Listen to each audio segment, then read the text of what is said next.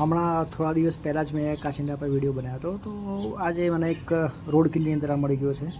જો જોઈએ આ કાચિંડો કેવો રહે છે. આના જે ભીંગડા છે એ કદાચ માછલી જેવા ભીંગડા છે આના, અને એનો જે હાથ છે એ એના નખ બહુ મજબૂત છે અને પંજાની લંબાઈ બી સારી છે, એટલે એની પકડ બહુ સારી રહેતી હશે એની પર જ.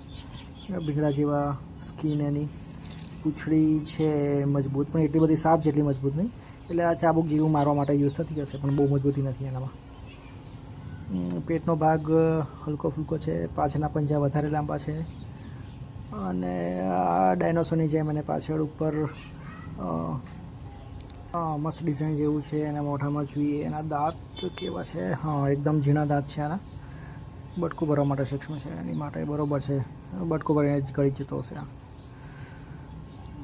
બહુ જ સરસ પીસીસ છે. એના કાન, આંખો બહુ સરસ પીસીસ.